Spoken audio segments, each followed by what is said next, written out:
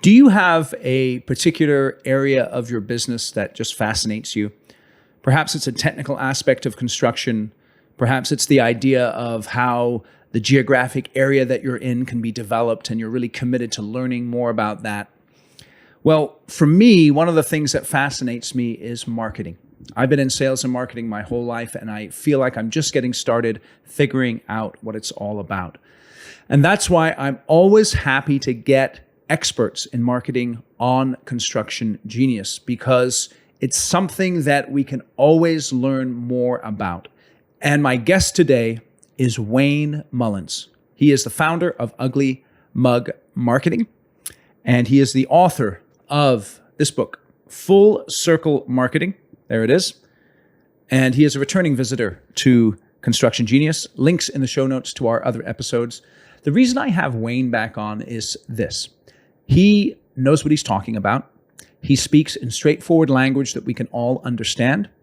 And he generously gives insights that you can use right away to improve your marketing. Today, we talk about the A.I.D.A framework. It's a framework from 1910 that is still relevant today. A.I.D.A is an acronym that we'll explain during our conversation. What I'd like you to do is to pay close attention to how this framework can fit in with your marketing messages and think about how it may be able to influence the way you communicate so that you can attract and retain more of your ideal customers. Please share this interview with other people who you think would benefit from it. Feel free to give us a rating or a review wherever you get your podcasts. And again, check out Wayne's book. I don't do lots of plugging on Construction Genius, but I'm going to plug this sucker because it's a good book. It's nice and short. It gets right to the point, and you need to check it out. Enjoy my chat with Wayne. Thank you for listening to Construction Genius. This is Eric Anderton, and you're listening to Construction Genius, a leadership masterclass. Thomas Edison said that genius is 1% inspiration and 99% perspiration. If you're a construction leader, you know all about the perspiration, and this show is all about the 1% inspiration that you can add to your hard work to help you to improve your leadership.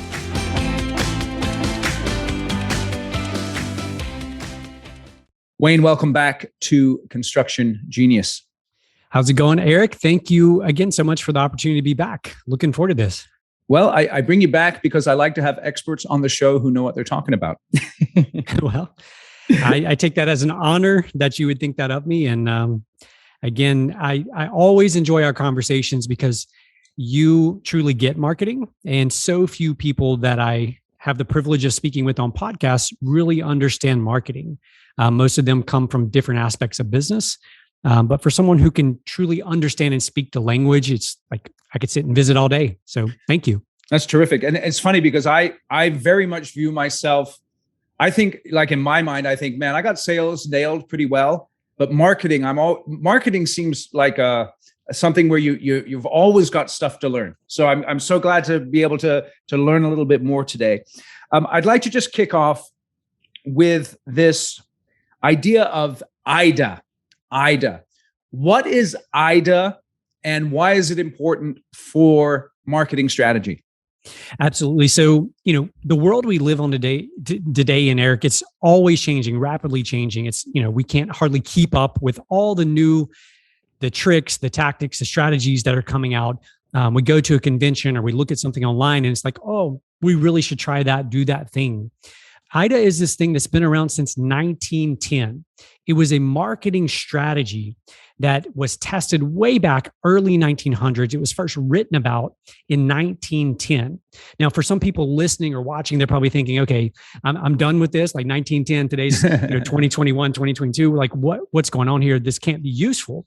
But the beauty of this little framework is that no matter what you overlay this framework on top of, it will improve it. So in your marketing space, whether it's writing copy for your website, whether it's working on a brochure, whether it's whatever, radio, television, you name it, this framework is going to improve it. And it's also going to give you some specific points where you can look to make adjustments and improvements. Excellent. So Let's break that down. A.I.D.A is an acronym. Can you explain the acronym, please? Absolutely. Just give us the overview to begin with here. Yep, absolutely. So the first one is A, and that stands for attention. And we like to say where attention goes, money flows. The next letter in that is interest. People are always interested in their interest, not in our products or services. Yes. That's a key distinction right there. Yep. The next letter is D for desire. Desire actually starts when we understand, when a consumer understands that there's something better available. There's something better is possible out there in the world.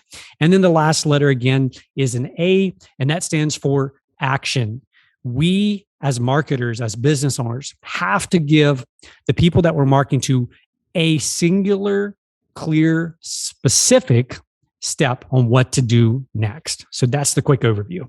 Okay. Now, let me just back up. I do have a question. And the reason I'm asking this question is because you mention it in the book that you've just published, which is Full Circle Marketing. Since I've had Wayne on a couple of times, audience, I don't mind plugging his stuff because it's awesome. So Full Circle Marketing, we'll get to another plug later on. But something you say in there that caught my attention, and I want to explore it with you before we dive into the detail here, because I think people miss this sometimes. Can you just give us the difference in your mind between marketing and branding? Yeah, absolutely. So when I think of marketing, I define it as this.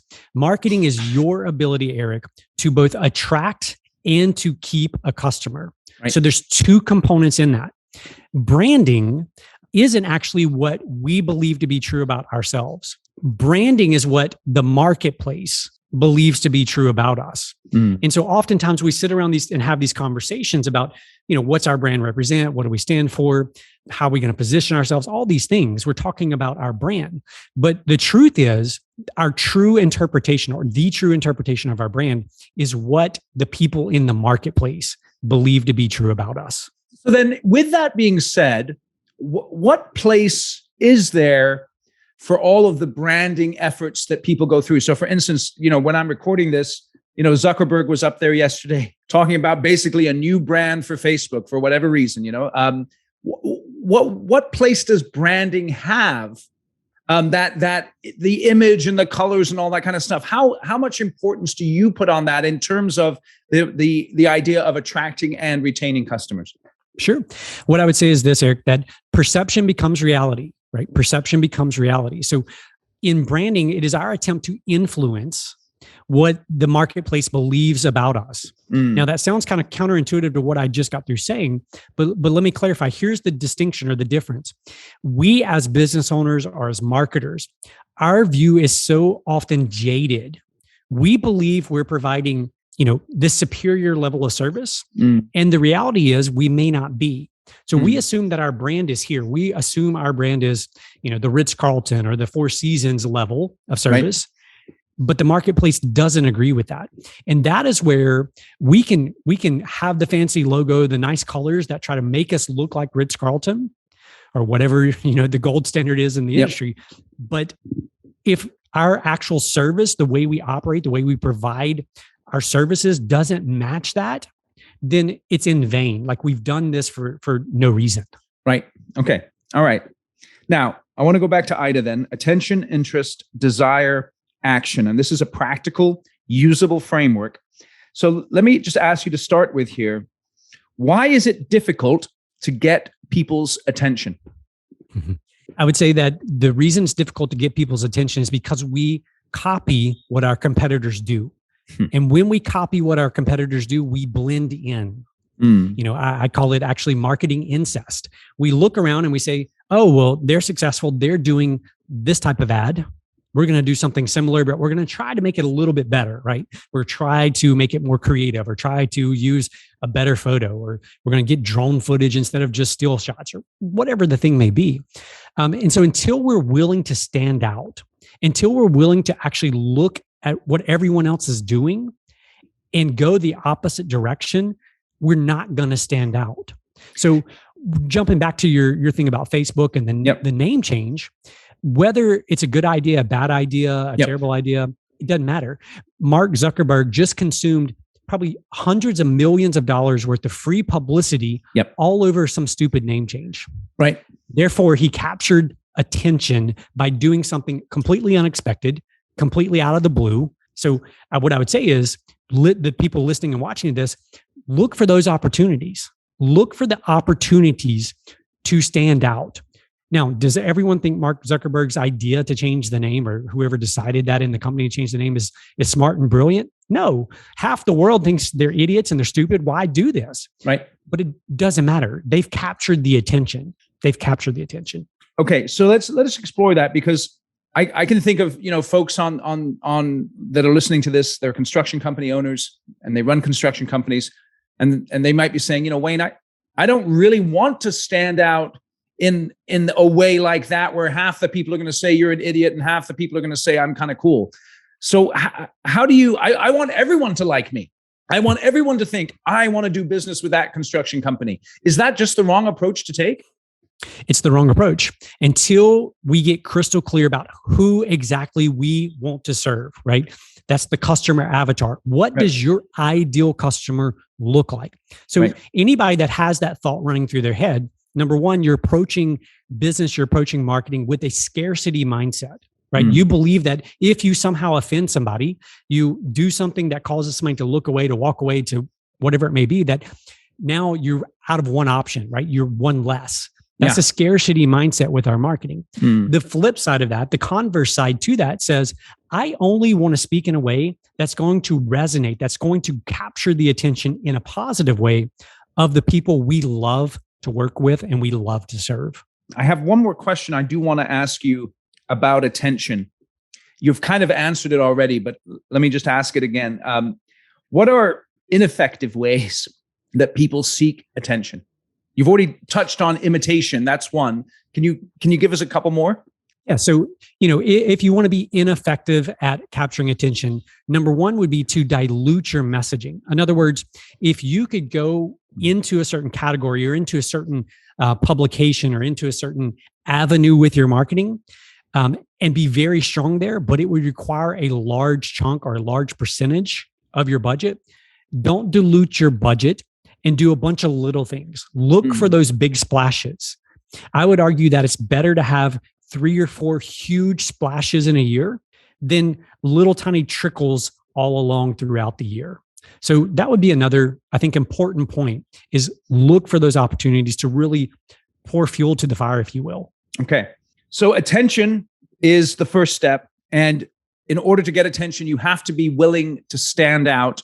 But then with interest, you want to be able to stand out with the people that you want to work with.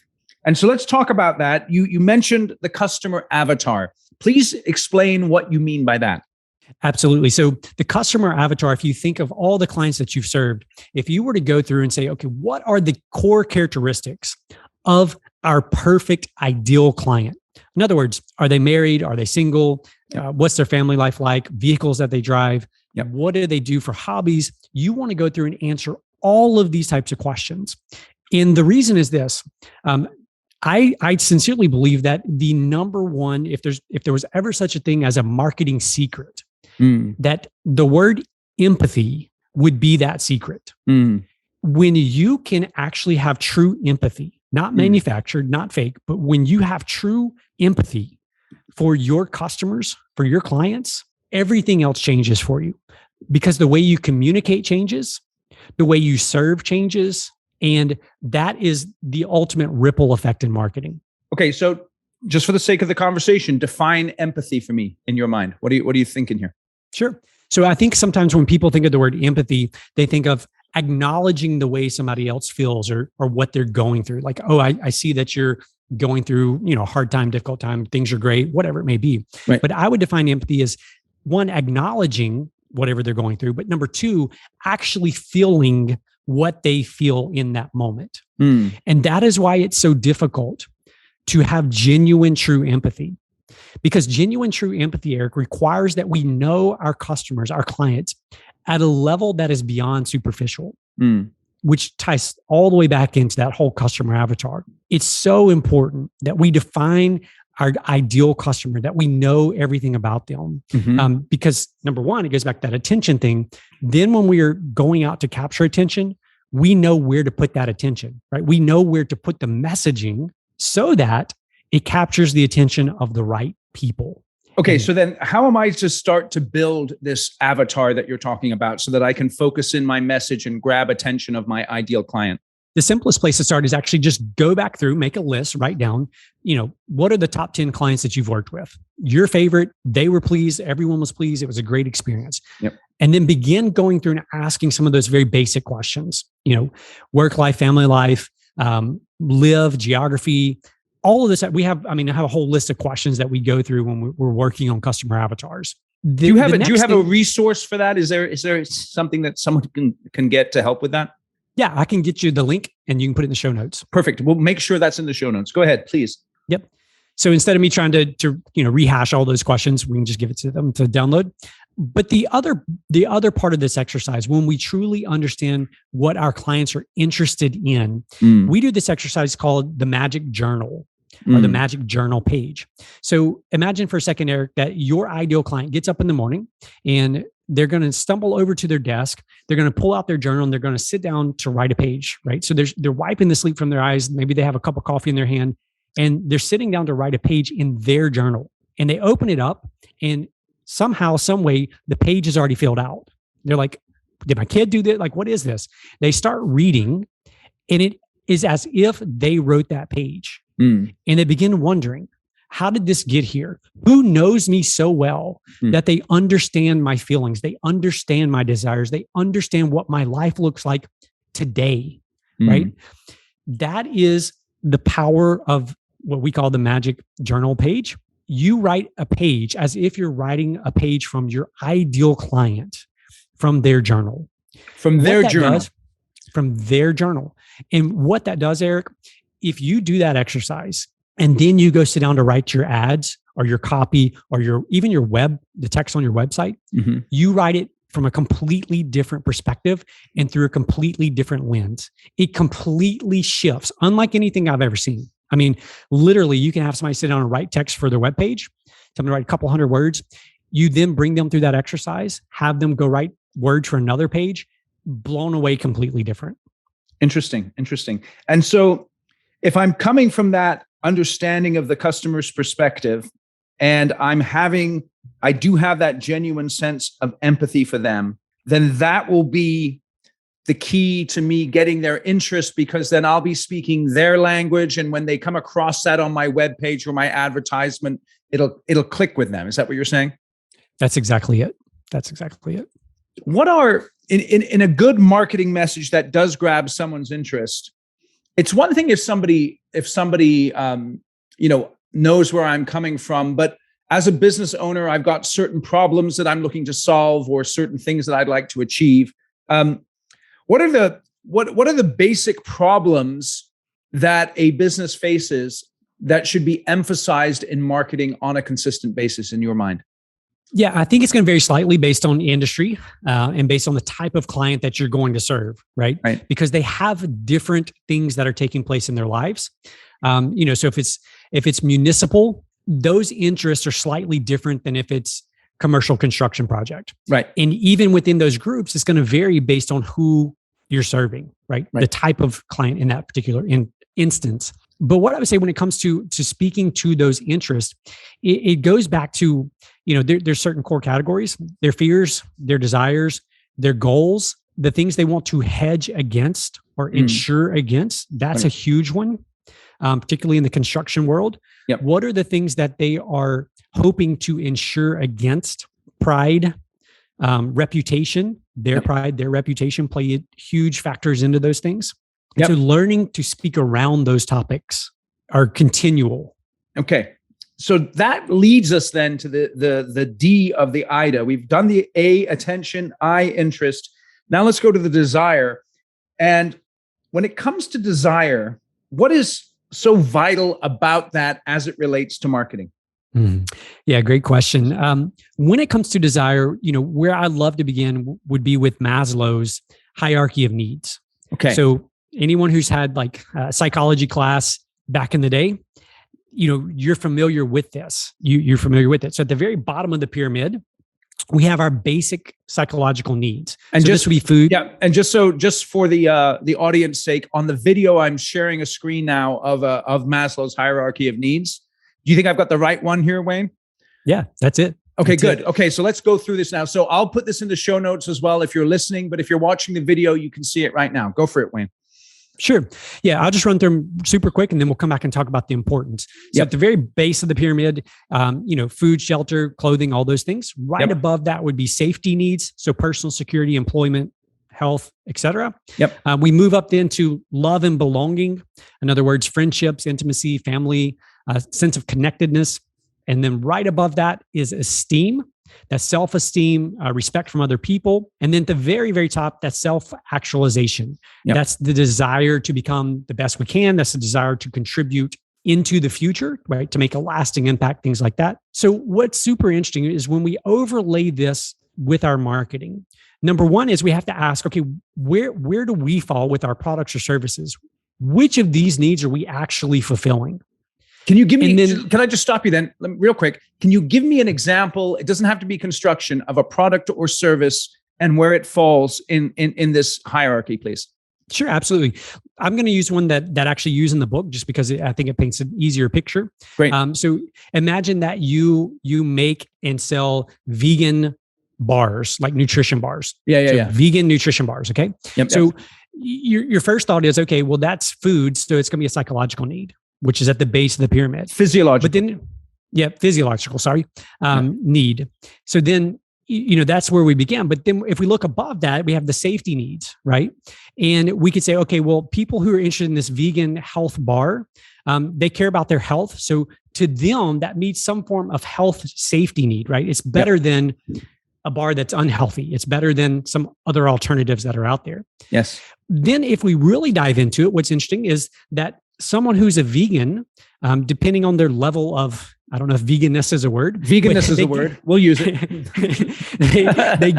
There's a sense of belonging to that community, right? So you could even go as far as arguing that your bar, your company, your products that you make helps provide a sense of belonging in that community. And then we could go up one more, which esteem. So they feel better about themselves because of what they're putting in their bodies, right? Your consumers. So now let's step back for 1 second and let's say, okay, so we're marketing this thing. How do we market this message? What do we market? And what's interesting is if you think about it, a vegan bar, you don't typically see people advertising or promoting, that type of bar down at the base level. They're not saying, here's a great food option. Like you're hungry, here's a great food option. Right? They're going to speak up above that. They're going to speak as high as they're comfortable speaking to that. And then what they're going to do is they're going to assume that their consumer automatically fills in the bottom of that. And so to answer your question, when we think of our marketing messages, we need to understand what is the highest level in this hierarchy of needs. Right. We need to then draw that line for them. We need to help communicate to that level for them. So if we were marketing that vegan bar, right, we could talk about how it feels to know that you're putting great things in your body, how it feels to know that you're taking the steps, you're taking the precautions to lead a healthier lifestyle, right? So we could build that self-esteem around already their sense of belonging, which is the vegan community, right? Around the safety for their own health thinking. And then obviously the food part is a natural given based on that. Okay. So then it's interesting for, folks listening to this where the audience is construction. And as you think about the services that you offer, you should really begin to think about where on this hierarchy of needs your services fall. So for instance, if you're talking to a developer and they have an ambition for a tremendously important project that will really establish their legacy in the community, then perhaps you're marketing to them way up here in self-actualization. So it's not so much, they're not thinking so much about the safety of the project. They may be thinking about the profitability of the project. But if their ego is really tied into the legacy aspect, you need to be thinking about that as you're doing your marketing. Am I hearing that correctly from you, Wayne? That is spot on, Eric. And again, it goes back to the very beginning. That's why I love these conversations with you, because you get it. You understand this. Okay. All right. So this is something very important for you to sit down and to be, I can imagine a meeting of your executive team where you're sitting down with your guys and your gals and you're saying, here's a little framework that we can think of in terms of Maslow's hierarchy of needs. Where do we sit? How does that affect our messaging? Yeah, I would highly recommend that you even break into the smaller groups, work through this. Where do we, if we had to market at each of these levels, like, so let's assume that we can make it to the top. Yeah. What do we say that clearly bridges that gap for our clients? What do we say that clearly makes it abundantly clear? I know that's redundant there, but that we are speaking to them at that level, and then write short messages for each of these levels. I see. Okay, excellent. But what you said that was interesting, though, is that if you do fall at multiple levels of the pyramid, you want to speak at the highest. And did I hear it right that you want to assume the levels underneath that? That is correct. That is correct. Because we as humans, we automatically fill in those gaps for ourselves. Right. It goes back to this basic psychology. And again, that's why I love this whole framework to begin with. It is based on basic human psychology. Right. And despite all the things that we could possibly do today with marketing, this just goes back to the core way humans work, the way we process, the way we are persuaded, the way we are influenced, and at the end of the day, what we truly believe about ourselves. Yeah. And I do want to make that emphasis. So let's say you listen to, I like listening to classical music. So I'll listen to Bach, and Bach was written hundreds of years ago, obviously. And that really impacts me. You can read Shakespeare, you could read the Bible, you could read the Iliad. These are books from thousands of years ago, and yet they still have an impact on us. And it's so important for us to understand in our communication that fundamental human nature is relatively unchanging. And so when we're looking at this marketing framework, the A.I.D.A marketing framework that comes from over 100 years ago, it's still tremendously relevant today. So let's go to the last step here. We've talked about attention, we've talked about interest, we've talked about desire, and now the most important one, perhaps, or the one where the rubber hits the road, is this idea of action. A is for action. So tell me a little bit more about this idea of action. Yeah, Eric, what I would say is this is the thing that most people mess up on. Even if they're not familiar with the framework, they understand the need, like intuitively understand we have to capture attention. We want to do something creative. We want to do all these things. But we get to the point of actually telling the people, our prospective clients, what to do next, and we completely blow it. We completely miss the opportunity. And so when it comes to action, the question that I want you to answer is this: what is the next single logical step that we need this person to take?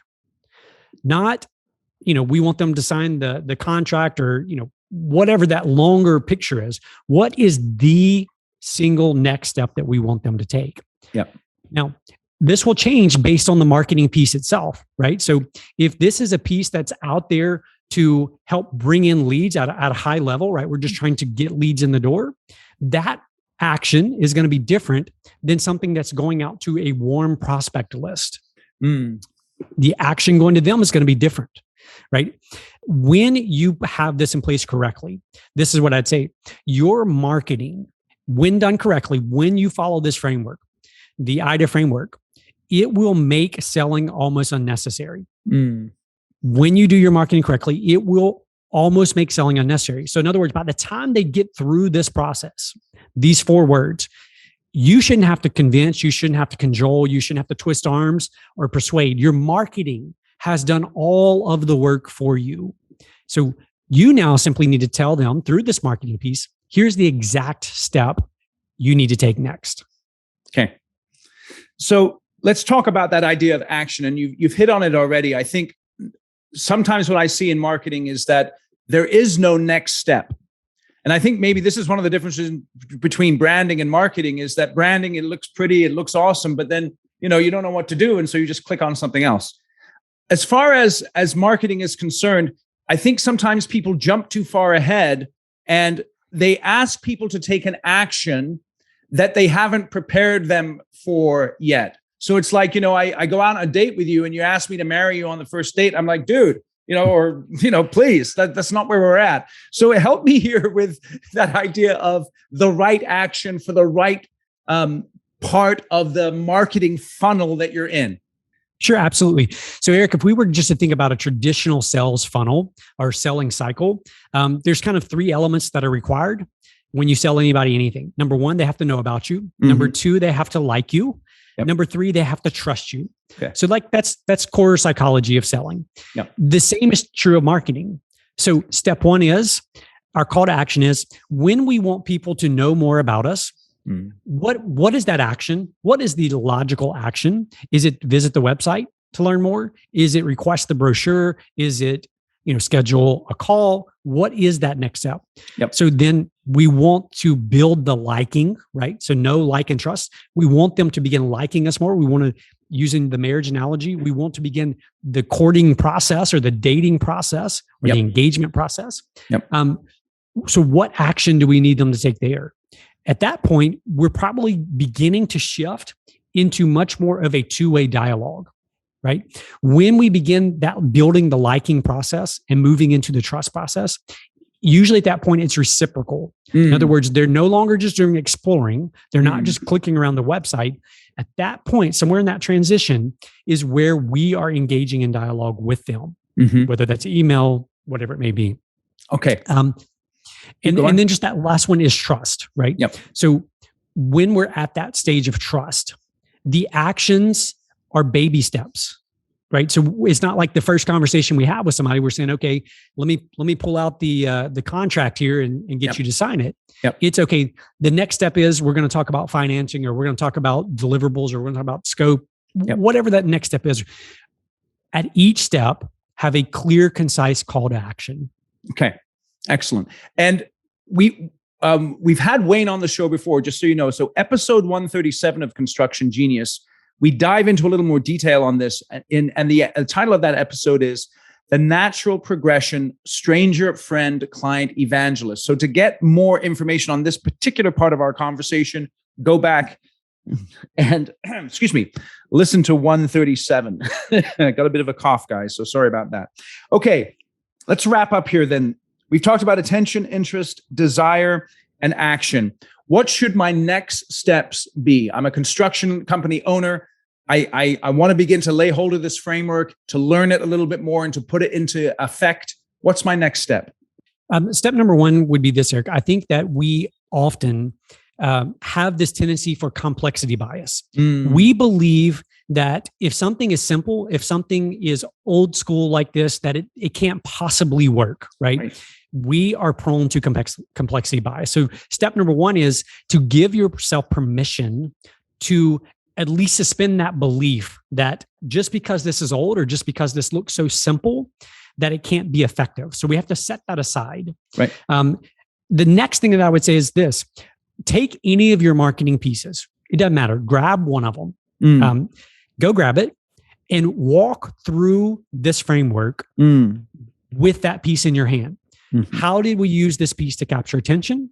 Did this piece actually speak to their interest? Were we communicating the right language here? The next one, what level of desire? Were we even communicating around desire? Or do we completely use all facts and figures, right? Data. And then the last question, did we have a clear, concise, specific call to action with this piece? Excellent. Excellent. So that's a great takeaway right there, is for somebody to get a marketing piece, sit down with it, and go through the attention, interest, desire, action framework. Okay, Wayne, you've been terrifically generous here with your time. How can people get in touch with you if they want to learn more, if they want a little bit of assistance through this process? Sure, Eric. So the best place to go find out more kind of about this framework and the book that it actually comes from is yourfullcirclemarketing.com. Okay. On there, there's info about me. There's links to our other website, for our business services, all that kind of stuff. But that is where the framework, in that book, it goes into detail about the framework. And that's it. Excellent. So yourfullcirclemarketing.com. And they can get the book. Where else can they get the book? Amazon? It's going to be on Amazon, Barnes and Noble, Target, the majority of the online retailers will have it. Excellent. Now, let me just give another plug for this book. This is a cool thing. Most business books, you guys know this is true. They have one good idea and then they share that idea and then they pad it with 300 words of blah, blah, blah. This thing gets right to the point. Okay. We've got here 117 pages and they're not big pages. And so it is actionable stuff that you can use right away. So you should go and check out this book if you want a primer on this marketing discussion that we're talking about here. Wayne, terrific. I'm so glad that you've joined us here today. I really appreciate your time. I'm looking forward to your next book whenever that comes out, because that'll give us an excuse to get you back on the show. Thank you so much, Eric. I enjoyed it as always. Awesome. Thank you. Today's episode was brought to you by the Construction Conclave. If you as a construction leader would like to develop your skills and get involved in a community of like-minded construction professionals who are focused on building healthy teams, profitable projects, and long-term successful businesses, then the Construction Conclave is for you.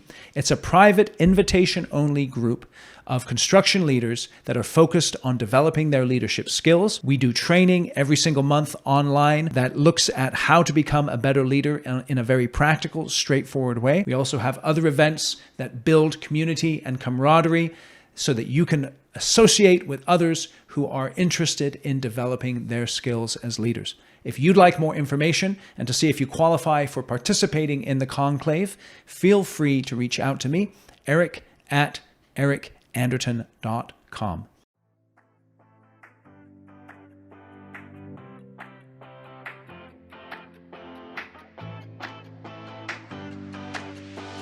Thank you for listening to this episode of Construction Genius. Hope you found that 1% of inspiration to help you in the next few days. If you like the show, please give us a 5-star review on iTunes, share it with other construction leaders who you think would benefit, and thanks again for listening.